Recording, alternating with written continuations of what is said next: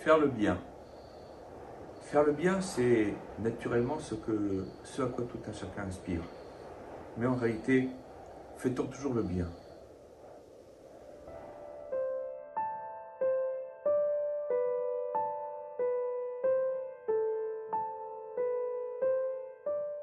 Le cinquième livre de la Torah que nous allons lire cette semaine, le livre de Devarim, le Deutéronome, eh bien, est un livre complexe. Il est appelé Mishneh Torah parce que de nombreuses lois de la Torah y sont répétées, mais on y apprend aussi de nouvelles lois qu'on ne voit nulle part ailleurs dans les 4 premiers livres de la Torah.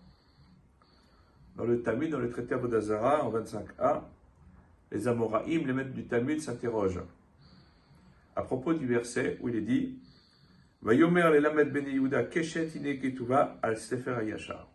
Un verset dans 2 Samuel, chapitre 1. On dit on a appris aux enfants de Yehuda le tir à l'arc, et c'est quelque chose qui est écrit dans le Sefer Hayashar, le livre de la droiture.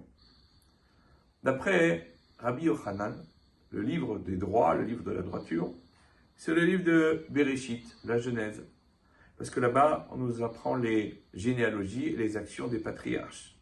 Abraham, Yitzhak et Jacob, et eux, ils sont appelés Yesharim, les gens de droit par excellence. Rabbi Shmuel bar Nachmani, lui, non. Il dit que c'est en réalité, le Sefer Hayashar, c'est le livre des juges, le livre de Shoftim. Puisqu'il est dit là-bas, Bayamim ala ahem, en ces temps-là, Ish Hayashar be'anav ya'aseh. Un homme, ce qui est droit à ses yeux, accomplira. Mais Rabbi Lazar dit non. Le Sefer Hayashar, tel est le livre que nous allons ouvrir cette semaine, le livre de Devarim. Puisqu'il est marqué dedans, Vasita Hayashar be'atov.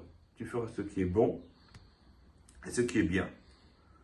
Un des grands commentateurs du Talmud, le Marsha, dit, mais en vérité, le livre de Bereshit, on peut aussi l'appeler le Sefer Hayashar, puisqu'on nous parle de la droiture du patriarche. Le livre des juges, on peut aussi l'appeler le livre de la droiture, puisqu'on nous dit là-bas que chacun accomplira ce qui est droit à ses yeux. Alors pourquoi est-ce que ce serait spécifiquement le livre de Devarim? La réponse du Marsha est la suivante. C'est parce que lorsque l'on parle de l'évaluation des dégâts dans le traité Baba Metzia, on nous dit à propos de la règle de Bar Matzra, celui qui est à la limite, celui qui peut empiéter sur le domaine d'autrui, on nous dit qu'il faut agir là-bas par ce que l'on appelle l'ifnim mishurat hadin, au-delà de la stricte limite de la loi. Et en réalité, c'est ce qui est la conclusion du livre de Devarim. On nous enjoint d'agir toujours au-delà de la stricte limite de la loi. L'ifnim mishurat hadin. Et c'est pour cela que ce livre mérite, en dehors du fait qu'il y ait une répétition de nombreuses règles de la Torah, d'être appelé le Sefer Hayashar. Parce qu'il y a une injonction divine. Certes, il y a la loi, mais il y a aussi l'esprit de la loi. L'esprit, c'est d'aller au-delà, de ne pas se contenter d'une limite faible, mais de toujours vouloir faire le bien et le bon, le mieux en réalité. C'est cela l'enseignement du livre de Devarim. D'autant plus que Devarim coïncide toujours avec Chazon, c'est-à-dire la fameuse Haftara tirée du livre de Isaïe, Chazon Yeshayahu Be'amos, qu'on lit avant le jeûne du 9 Av, dans lequel il est rappelé les fautes par lesquelles Israël a péché et qui ont causé la destruction du temple et son corollaire de désolation.